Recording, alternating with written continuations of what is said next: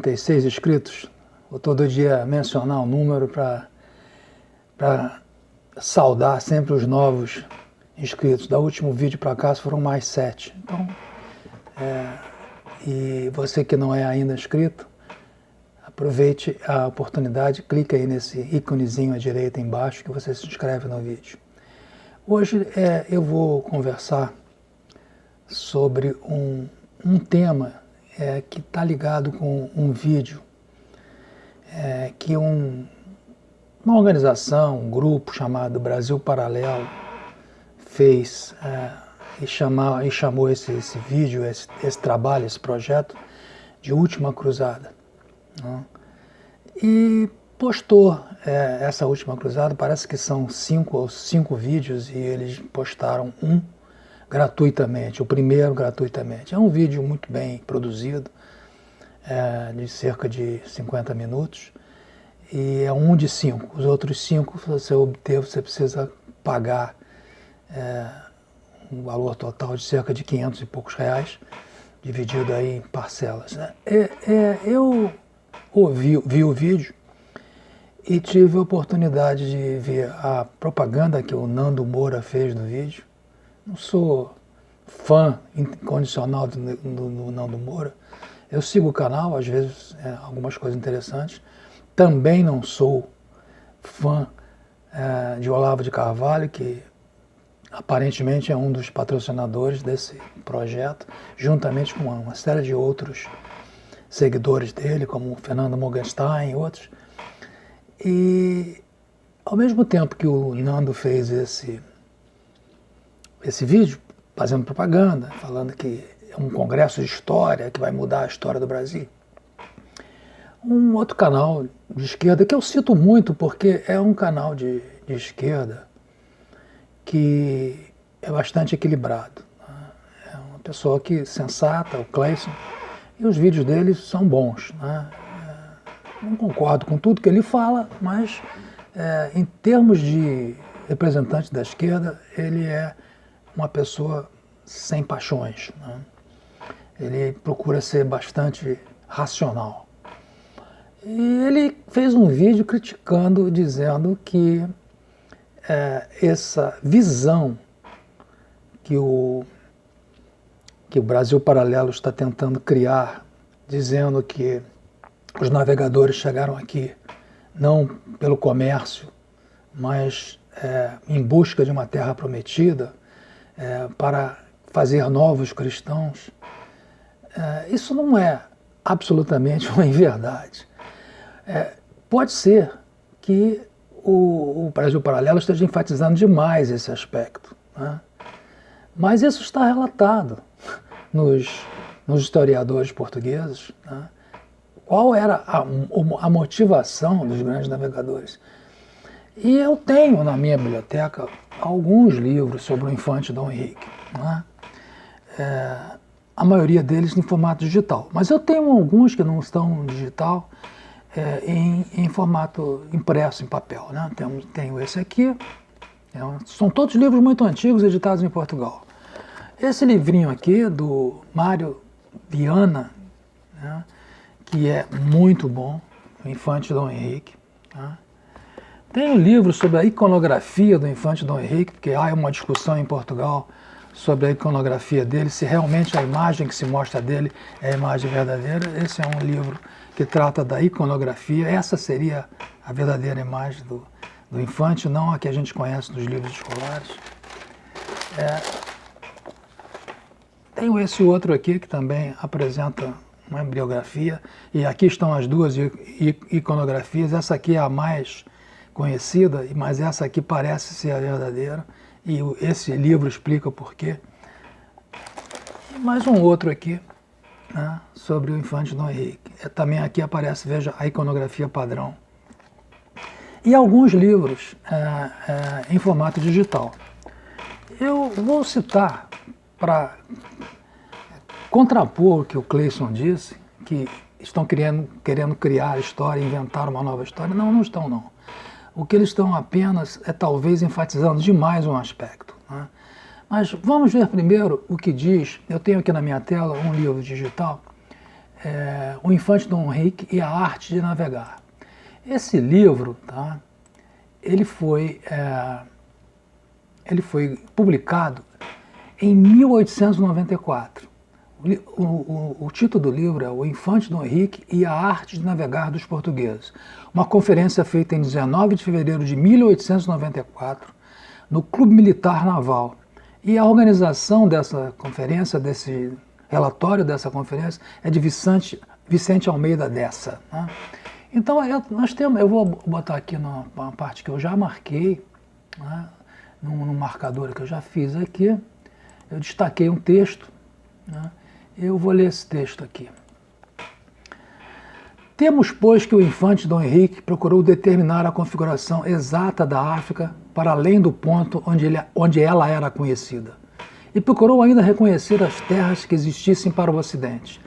Estes eram, a bem dizer, os meios. Os fins eram a aquisição de novos territórios para a ordem de Cristo, da qual o infante era mestre. É dito isso no trabalho do Brasil Paralelo. E, consequentemente, para Portugal. O desenvolvimento do comércio marítimo, a conquista de almas para a cristandade. Então, veja bem, aquilo que eles dizem não é nenhuma verdade. Eles apenas estão enfatizando demais um aspecto em detrimento de outros.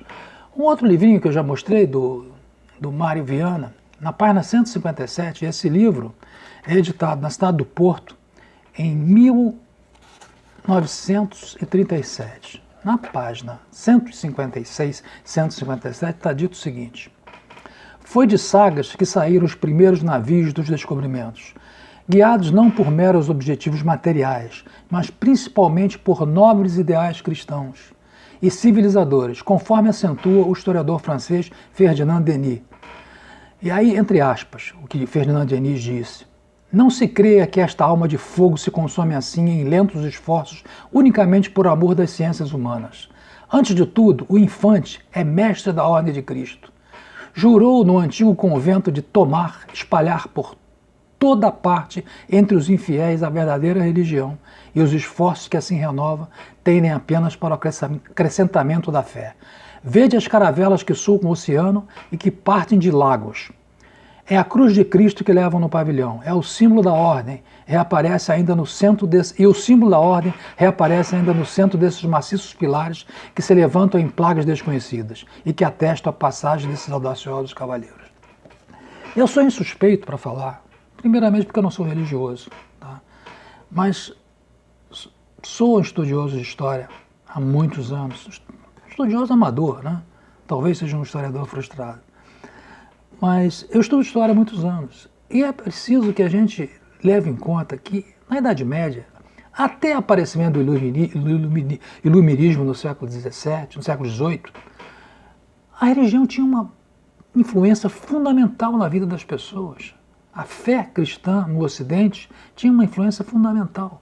É somente com o iluminismo que essas coisas vão se afastando um pouco e que chegaremos aos dias de hoje, a partir do iluminismo que surgiu no século XVIII. Então, a religião tinha muita importância. Não adianta, você pode não ter religião, não professar uma religião, não ser um crente como eu talvez me classifique, não sou um crente fervoroso, mas você não pode, como historiador, como amante da história, esquecer a influência que a religião teve. O infante Dom Henrique devia ter sido muito mais estudado. Tá? No Brasil é praticamente não estudado. Você ouve na escola menção à Escola de Sagres, que na verdade a Escola de Sagres era uma ideia, né? Não que existisse uma instituição, um prédio Escola de Sagres, era onde eles se reuniam. Né? Isso foi o que se convencionou chamar de Escola de Sagres. Era uma ideia, era um conjunto de pessoas que se reuniam e definiam, entende? Normas e normativas para as navegações. Agora, aqui em Portugal ele ainda é relativamente estudado, mas aqui no Brasil é muito pouco. Você vê que todos os livros, né, como eu citei, foram editados em Portugal. O infante Dom Henrique foi um homem muito sofrido. Ele, no final da vida, teve uma amargura muito grande, porque ele acreditava ao seu ideal, vamos dizer assim, a dedicação que ele deu ao seu ideal, os problemas que ele acabou tendo com a família. Quer dizer, durante a campanha de Tanja, que foi uma derrota, né, ele perdeu o irmão Dom Fernando, né, ele se culpava por isso. Mais tarde, durante a regência, aconteceram alguns problemas, ele teve também conflitos com um outro irmão seu, né? Então, ele, no final da vida, ele fazia várias reflexões, achando que tinha dedicado mais, entende, ao descobrimento do que a família. Eu até, usando esse mote, eu escrevi e publiquei um conto na plataforma Wattpad, uma plataforma de leitores e de escritores, exatamente sobre essas reflexões. Eu vou deixar o link desse pequeno conto, Reflexões de um Infante Célebre, para vocês, quem tiver interesse de ver um pouco da história do infante. Então, na verdade, pelo que tudo que a gente leu e mostrou, a visão que o Brasil Paralelo está colocando, ela não está errada. Ela está apenas enfatizando um lado da questão, né? Em detrimento de outros fatores como comércio, né? A própria expansão territorial, eles enfatizaram o lado da busca da terra prometida. Mas não estão inventando história, não estão revisionando a história. Revisionismo histórico, aliás, que o Cleison reclamou do Brasil Paralelo, é exatamente o que a esquerda fez durante os últimos 13 anos no governo petista, né? Incutiu na cabeça das crianças um olhar sobre os acontecimentos, sobre o que se passou durante a ditadura militar, completamente equivocado, que não condiz com a realidade, né? Tivemos uma ditadura? Sim, tivemos. Houve repressão e houve supressão de direitos civis? Sim, aconteceram. Tivemos pessoas mortas e desaparecidas? Sim, tivemos. É lógico que em um número muito menor que a maioria das ditaduras, mas isso não é uma medida para se julgar uma ditadura. Ditadura é uma ditadura. Ela introduz métodos autocráticos, autoritários, e a população, uma parte da população sofre com isso, né? Alguns desses pessoas podem ter sofrido injustiças. Eu não acho que devem ter acontecido. Agora, a narrativa é uma narrativa totalmente falha, porque ela deixa de olhar, entende, exatamente o outro lado de uma maneira isenta. Alguns dos membros dessa esquerda, eu posso citar o Fernando Gabeira, o Eduardo Jorge, a Vera, uma guerrilheira. Eu tenho os vídeos no YouTube, vou deixar os links na descrição para vocês verem. São vídeos pequenos, mas aumentariam muito aqui o tamanho do meu vídeo, além do que não ficaria bem eu ficar colocando vídeo de outros canais aqui no meio do meu. Estou fornecendo o link para vocês verem, né? E eles dizem claramente, né, eles reconhecem, nós não lutávamos pela implantação da democracia, a gente lutava pela implantação de outra ditadura, a ditadura de esquerda do proletariado. Então, é uma narrativa falha, né? Essas pessoas foram treinadas, foram para fora, foram para Cuba, foram treinadas para implantar a luta armada. Então estabeleceu-se aqui no país uma guerra. E numa guerra existem vítimas, né? Existem baixas, né? Então, ensinar nos últimos 13 anos às nossas crianças uma narrativa totalmente parcial. Apenas um lado foi mostrado, né? O lado dos militares, da ditadura militar, daqueles que apoiavam a ditadura militar.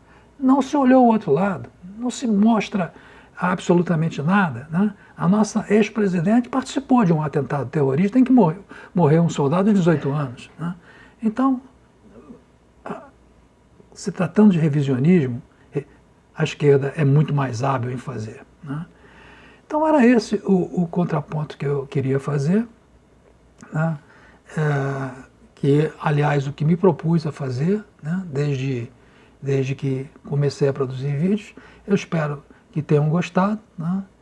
Vou tentar colocar o texto, aqueles textos que eu li, vou tentar colocar esses textos juntamente, concomitantemente com a minha fala, né? Vamos ver se eu consigo fazer isso tecnicamente, para que fique mais claro a leitura daquilo que eu li, né? Então, por esse vídeo era isso. Eu espero que tenham gostado. Se gostaram, deem um joinha. Se não gostaram, deem um não joinha. E aqueles que não assinaram, cliquem aí no íconezinho à direita, no canto direito inferior do vídeo, para se inscreverem no canal. Né? Muito obrigado e até a próxima.